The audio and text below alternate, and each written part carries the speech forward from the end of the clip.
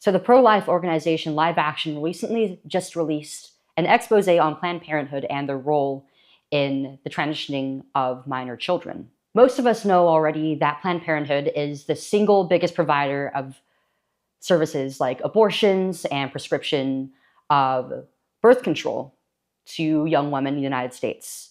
But what many of us don't know already is that the very beginning of Planned Parenthood was rooted in eugenics.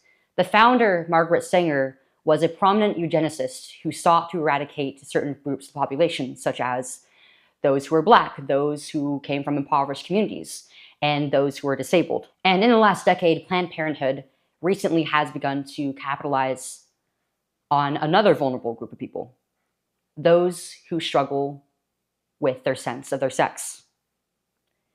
And they're not just providing transgender services to adults. What this video shows is that Planned Parenthood is complicit and actively facilitates the medical transitioning of minors. Thank you for calling Planned Parenthood. Thank you for choosing Planned Parenthood, Greater New York. Thank you for calling Planned Parenthood, Minnesota, North Dakota, South Dakota. Hello, good afternoon. Thank you for calling Planned Parenthood. Hi, my name's Sophia. I'm just trying to schedule some gender-affirming care. I really just want to be able to get some testosterone to start my journey. So we just have to start by booking your initial appointment so you can come in to see one of our providers. Are you over 18? No, I'm 16.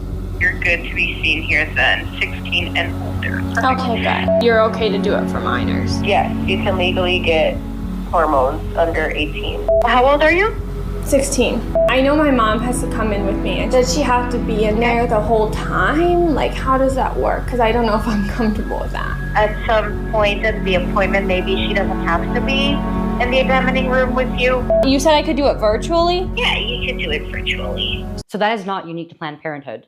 It's actually a common practice for these different providers and these clinicians to have at least some part of these appointments be conducted independently of the parents, without them in the room, without them even being followed up with afterward about what is discussed between the child patient, and the clinician. And supposedly this is for the purpose of allowing the child some time to have privacy, to talk about things that they might not be comfortable with their parents. But what I think this does is it disempowers the parents. If they do not know what is fully going on with their child, and if they may not know what these treatments might fully entail for the kid, then they cannot be empowered by these adults who are supposed to help in helping their own children. They might be saying yes to something that they might not fully understand. Like, so I just talk to a doctor and then they'd be able to prescribe me. Yeah, if it's virtual, you'll still meet with the doctor and then go over like all necessary information. At the end, they will then be prescribing hormones that would then be scripted out to like your local pharmacy. I don't need any like therapy. So a child can obtain hormones after a virtual appointment, after just a phone call with their doctor. They don't even have to meet them in person. And I can't help but wonder, what do they mean by all necessary information? What does that mean? What is the necessary information that a child would need in order to know what they are consenting to when they are being prescribed these hormones? I mean, I personally don't think that any child is capable of consent, not even informed consent, because children are not legally or developmentally capable of consenting. Things like purchasing alcohol, they can't buy cigarettes, they can't undergo bodily modifications like tattoos or piercings, or in the state of California, even enter into a tanning booth without the consent of their parents.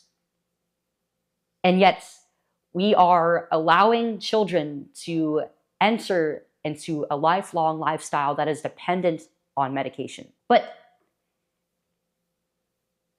having been in consultations for these treatments and having gone on them myself as a child and knowing many other former child patients, I don't think that they provide adequate information even to adult patients on what these treatments actually entail. Let's continue. Is there anything first? Like, you don't need any record of that? Not that I know of.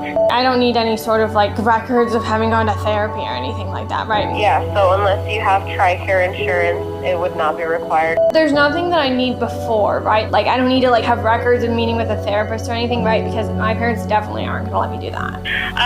No. I just decided last week, and so I kind I often hear from these transgender activists that it's exceedingly difficult for transgender people to get a hold of these services and treatments, that getting a prescription, even talking about prescription, takes months upon months, if not years, of going to a therapist, going through consultations, having a diagnosis of gender dysphoria beforehand. No. You can just go to Planned Parenthood and get these treatments as early as the first appointment with the doctor. And you don't need any diagnosis. You don't need records. You don't need any evidence of having gone to a psychologist or having a psychological evaluation before getting these prescriptions. And unfortunately, every single person I know who has gone to Planned Parenthood for their transgender treatments has gotten their prescriptions as early as after the first appointment. I want to get in as soon as possible. Do you have any appointments available soon? Yeah, it depends on the location too, but we usually do have availability for like the next week of whenever you call. You think that if I came in, went over everything with the doctor, they could send the prescription that day? Yes, I think they should be able to. The provider is going to send the prescription to your pharmacy the same day of your appointment. Oh, perfect. Okay. So I could get the hormones the same day. Some pharmacies do take a little bit to get it together, but yeah, if not the same day, then more than likely the very next day. Perfect. Thank you for calling Planned bye. Parenthood. You have a great day. I believe that from its very conception, Planned Parenthood has been committing crimes against humanity. First, against the unborn, and against genuinely marginalized groups of people. And now they have moved on to profiting off of the very next vulnerable group of people. Young people, and now children, who are confused about who they are. I believe that Planned Parenthood needs to be investigated. They need to be defunded by the federal government.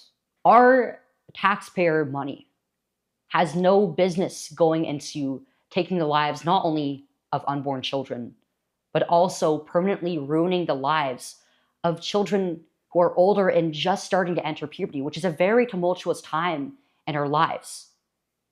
Children deserve to grow up with their bodies fully intact, with the ability to fully experience an adult life without being dependent on a predatory medical pipeline.